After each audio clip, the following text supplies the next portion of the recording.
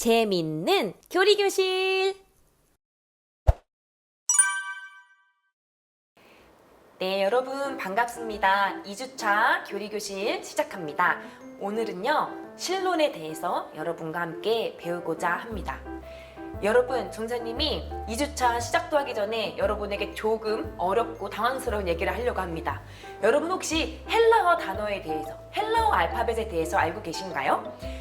여기 화면에 보다시피 헬라어 알파벳에는요, 알파와 오메가라는 단어가 있습니다. 이 헬라어 알파벳 알파와 오메가는요, 가장 첫 번째 단어이자 가장 마지막 단어인데요. 이 알파벳은 성경에서도 사용되고 있습니다. 성경에서 이 알파와 오메가가 사용될 때는요, 이러한 의미를 담고 있어요. 처음과 나중, 그리고 완전하다, 그리고 모든 존재다 라는 것들을 표현할 때 바로 이 알파와 오메가라는 표현이 사용되는데요. 특별히 요한계시록 1장 8절에서 하나님이 자신을 드러내시고 표현하실 때 이 성경 단어를 사용하고 있습니다. 한번 전사님이 읽어보도록 할게요. 주 하나님이 이르시되 나는 알파와 오메가라, 이제도 있고 전에도 있었고 장차 올 자요 전능한 자라 하시더라. 아멘. 오늘 우리는요, 이 성경에서 말하는 알파와 오메가 대신 전부가 되시는 하나님에 대해서 어떻게 말하고 있는지 함께 살펴보고자 합니다. 지난 1주차에서 우리는 하나님이 자신을 드러내시는 방법인 계시에 대하여 살펴보았습니다. 특별히 계시 중에서도 특별 계시인 성경을 통해서 하나님이 자신의 구원 계획을 우리에게 말씀하시고 하나님의 뜻이 무엇인지 분별할 수 있도록 길을 제시하신다는 것을 알 수 있었습니다. 그렇다면 오늘은요, 조금 더 본질적으로 이 계시를 우리한테 드러내신 하나님은 어떤 분이신가에 대한 내용을, 신론에 대한 내용을 여러분과 함께 살펴보도록 하겠습니다. 이 하나님에 대한 내용을 보기 위해서요, 첫 번째로 우리가 살펴볼 것은요, 하나님의 속성에 관한 것입니다. 하나님이 자신을 계시하실 때요, 하나님의 속성에 대해서도 우리에게 자신을 계시하셨는데요, 첫 번째로 비공유적 속성, 그리고 두 번째 공유적 속성에 대해서 배울 것인데요, 비공유적 속성이란 하나님께서 우리에게는 공유해주지 않으신 하나님만이 갖고 있는 속성을 의미하고요, 공유적 속성이란 우리가 하나님의 형상으로서 우리에게도 부여된 하나님의 속성이라는 것을 알 수 있습니다. 그러면 첫 번째로요, 비공유적 속성에 대해서 함께 살펴보도록 하겠습니다.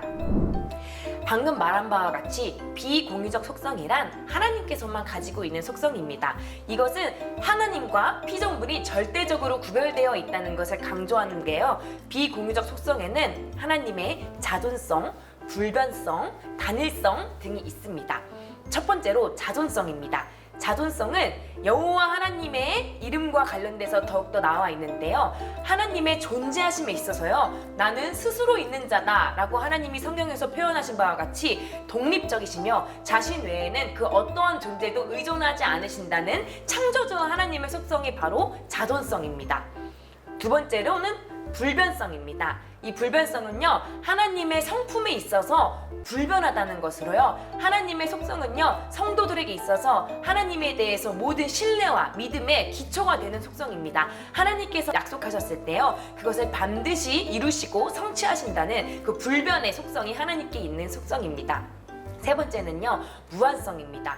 이것은요, 하나님께서 어떠한 일을 행하실 때요, 어떠한 것에서도 제한받지 않으신다는 하나님의 속성으로요, 우리 피조물은 유한한 존재로 시간, 공간, 많은 것들에 제한되어 있는 존재입니다. 그러나 하나님께서는요, 이런 모든 것들에 제한을 받지 않으시고 무한하신 존재로서 그의 지혜와 능력에 있어서 제한받지 않으시고 모든 것을 이루어 가시는 창조주 하나님이라는 그 속성을 알 수 있습니다.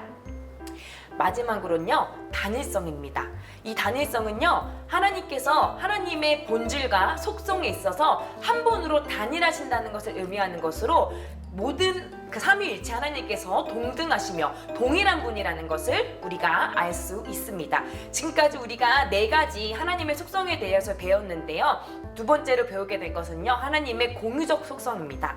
공유적 속성이란 하나님의 형상으로서 하나님의 속성이 우리에게 공유된 그 속성을 이야기하는데요, 이것에는요, 세 가지 지성적 속성, 도덕적 속성, 주권적 속성이 있습니다.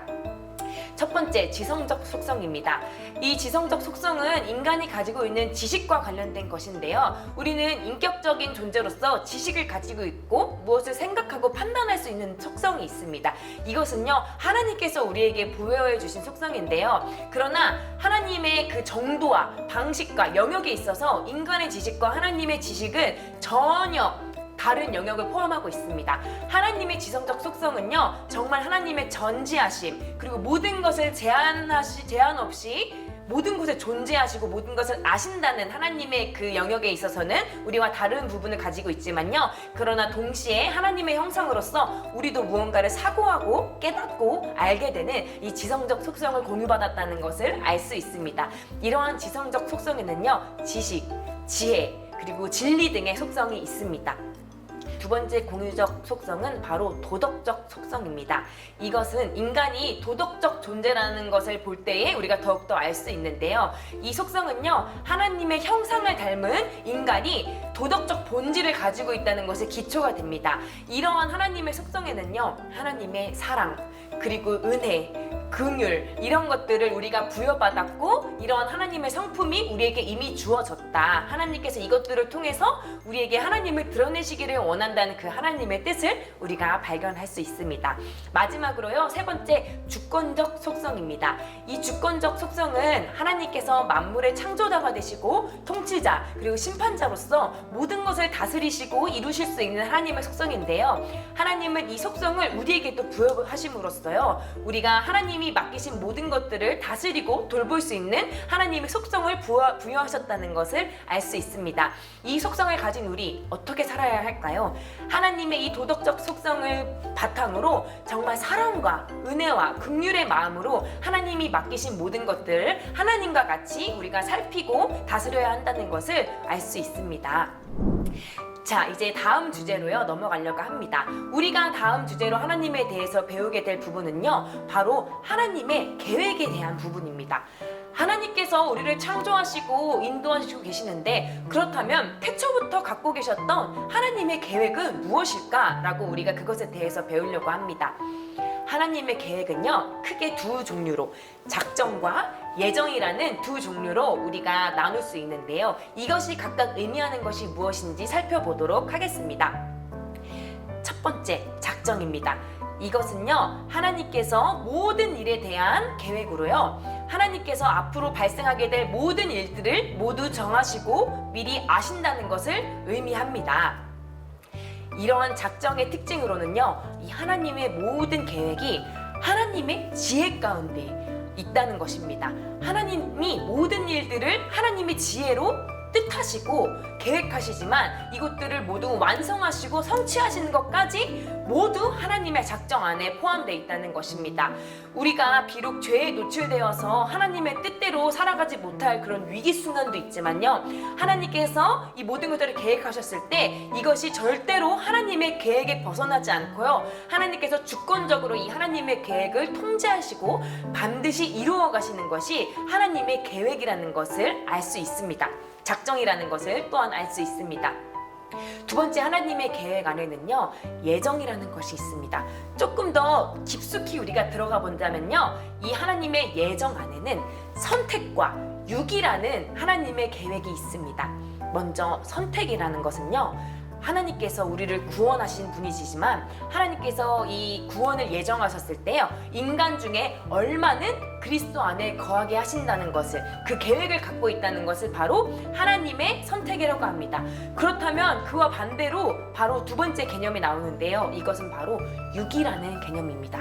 이 유기는요, 인간 중 얼마를 그리스도 안에서 선택하지 않고 버려두시는 하나님의 계획을 의미하는데요, 이러한 모든 선택과 유기는요, 하나님께서 창세 전에 계획하신 것으로요, 하나님의 주권이 있고요, 하나님의 은혜로 있는 것입니다. 우리가 이 선택의 개념을 배우게 된다면요, 선택받은 자들은 하나님께서 끝까지 구원을 이루신다는 그 신뢰를 보장해 줍니다.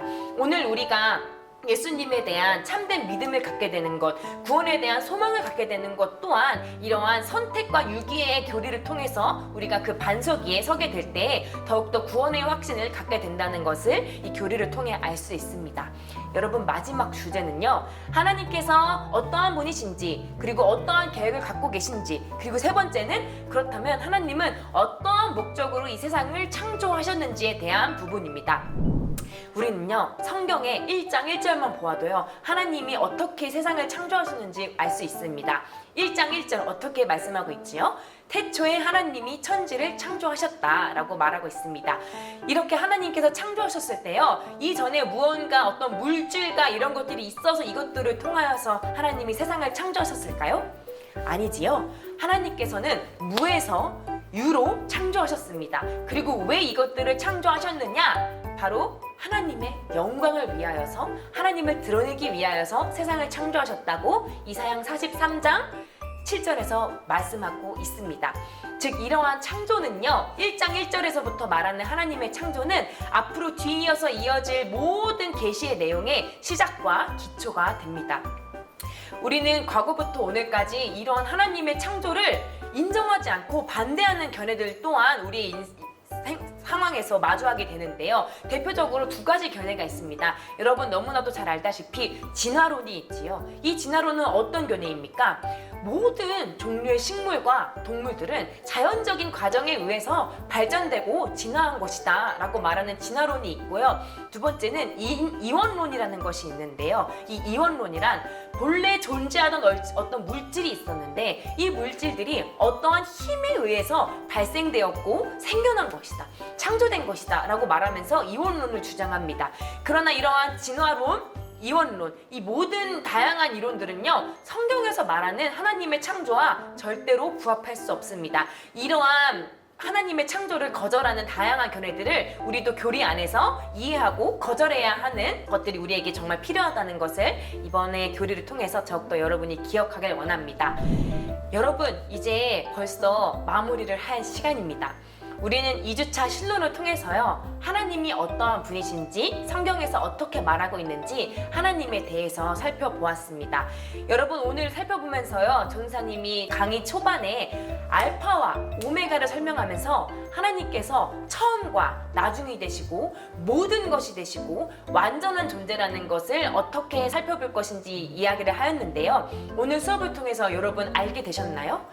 우리가 창조되고요, 하나님께서 계획하시고 하나님께서 우리를 향한 모든 구원의 뜻이요, 처음부터 마지막까지 하나님으로부터 시작되고 하나님이 완성하신다는 것을 우리가 발견할 수 있습니다. 우리가 이 창조주 하나님을 믿어야겠습니까? 믿지 않아야 되겠습니까? 우리가 하나님을 신뢰할 때에 하나님이 우리를 정말 사랑하셔서 이 모든 것들을 허락하셨다는 것을 알 수 있습니다.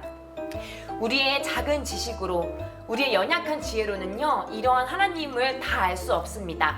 그러나 이러한 우리를 위해서 하나님이 바로 성경을 우리에게 주셨고요, 이 성경 안에서 하나님은 어떠한 분이신지, 어떠한 속성을 갖고 계신지, 우리가 이러한 하나님을 닮은 존재로서 어떻게 살아가야 하는지 하나님에 대해서 분명하게 말씀하시고 계십니다. 이 하나님의 말씀을요, 우리가 잘 기억하고 우리가 하나님의 그 완전하신 그 사랑의 속성을 공유받은 존재로서 하나님을 영화롭게 하고 하나님을 닮아가는 삶을 살아가는 초등부, 소년부 친구들이 되기를 바랍니다. 그렇게 소망하면서 오늘 2주차 강의를 마치겠습니다. 여러분 감사합니다. 다음 주에 만나요.